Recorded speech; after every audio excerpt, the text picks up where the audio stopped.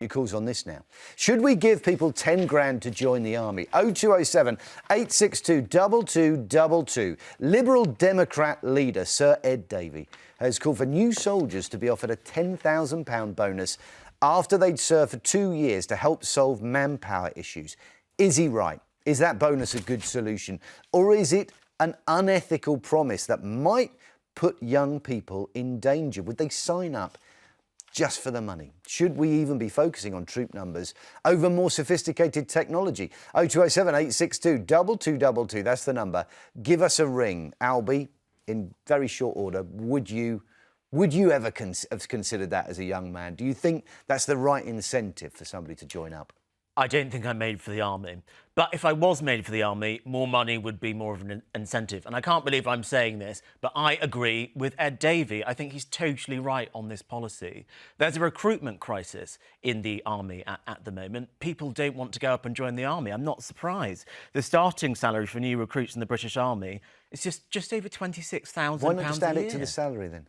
Sorry? Why not just add it to the salary? Make it a better starting wage? Well, it would be adding it to the salary, but you'd have to have worked there, I think it's for 2 years before you get the £10,000 joining on bonus. So I think this seems like a sensible way to get people in to the army. Then the question is about retaining them as well.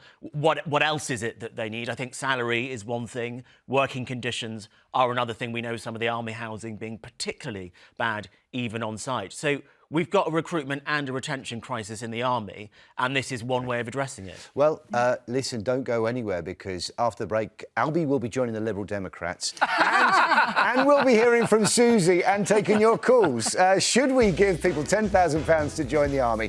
0207 862 2222. Suzy and Albie are here with me. Let's get straight onto your calls now, whether we should pay people £10,000 after joining the army. Get your calls in. Suzy, what do you think? Do you think this is encourage teenagers to join up? Does that 2 years wait make the difference? Or do you think you would get kids joining up for the wrong reasons, maybe? Yeah, possibly. I mean, look, it's interesting. My nephew was really involved in cadets and absolutely loved it and got lots of opportunities through it, and it really grew his confidence. And I just wonder whether, you know, there are other things that we can be doing to encourage and inspire young people to join the army, because I don't know whether the cadets across the country all operate in that way, whether that needs more support and more funding, because in some ways that feels like a bit more of a healthier way, you know. So you get that passion first. So you actually show people what the life is about, and actually money as an incentive doesn't do that. It just makes you say, look, there's a little crock of gold at the end of your 2 years. And actually, Albie, that does mean 2 years. I mean, that might be it. A 2-year army career doesn't really serve anybody very well, does it? I think the hope would be that they would stay on after that 2-year period because they'd enjoyed it. So I imagine that this incentive could probably have the desired effect. But a starting salary of £26,000 in 2025, I don't know many people who could live off that sort of salary. Now, I know that people in the army, a lot of the time, they're living on site, so living is a lot cheaper, but still £26,000 starting salaries is not much. Well, that's another story as well, because I used to do a programme called Housing Enforcers. So many veterans, so many serving army personnel said the accommodation really needs sorting out. Bob's in Manchester. Hiya, Bob. What do you reckon? Would 10 grand... Well, I mean, I don't know if you served or not, but would it make you consider that when you're maybe 18 or 19? Hello, Matt. How you doing? How you doing, Bob? All right, mate. Yeah, I was a regular soldier from 1986 to 1997. I was also a TA soldier for 2 years, for 20 years rather, what we now call the Army Reserve.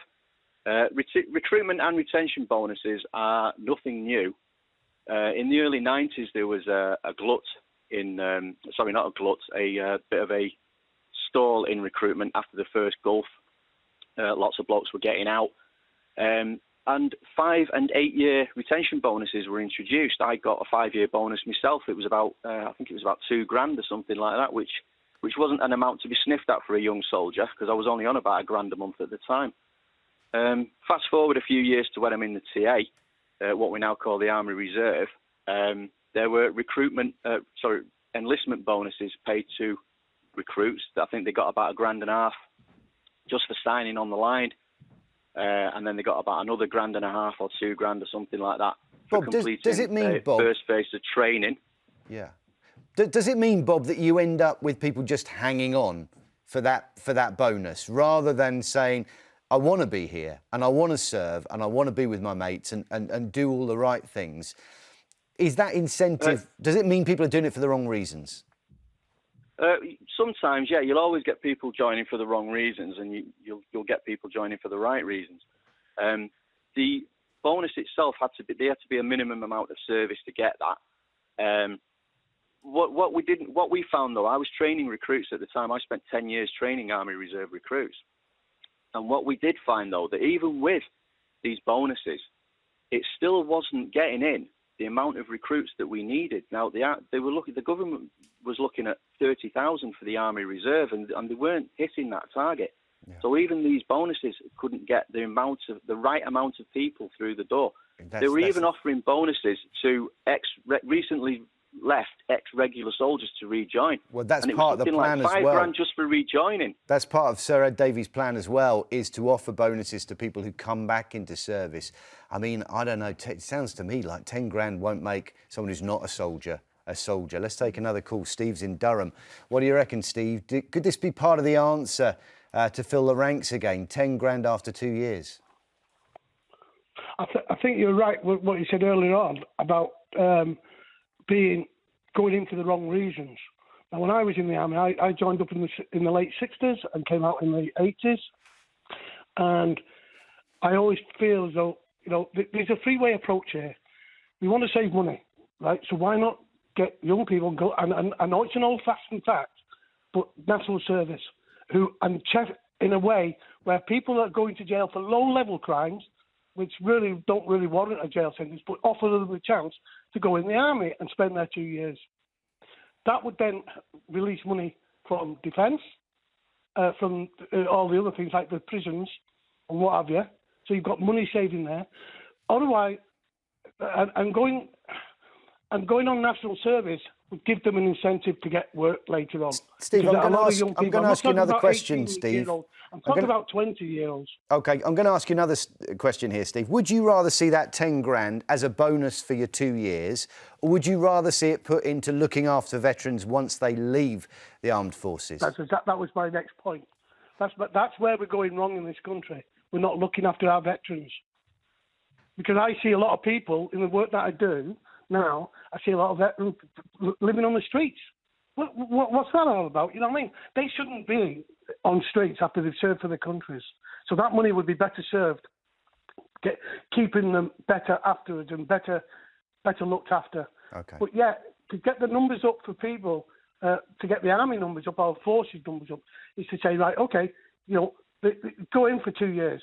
OK, thanks. I mean, Steve, we'll have to leave it. The problem with the 2 years is that it's not long enough. We'll have to leave it there, Steve. Thank you so much for your call. I want to take one more because Gail's in South Yorkshire. 10 grand, Gail. Would that make you serve? What do you reckon? No way. I've done 32 years in nursing. But my niece went into the Army. I'm proud of her. She's in Australia now, very happy with 2 children. But I just agree with what he just said. We've got veterans who are young, what have been pulled out of the Army with no fault of their own, because I'm not going to go into politics, different thing. So why not fetch them back and retrain them? These people have already been there and served it and done the time. And they know exactly what they're facing, and that is a big thing. Yep. It's like when I went in, I didn't know what I was going to face nursing. That is part of the plan as well, Gail. Money there for those who have served, who maybe want to come back and do some more time. Listen, thank you for all your calls and thank you for your service, those of you who called in that were part of the armed forces. We're going to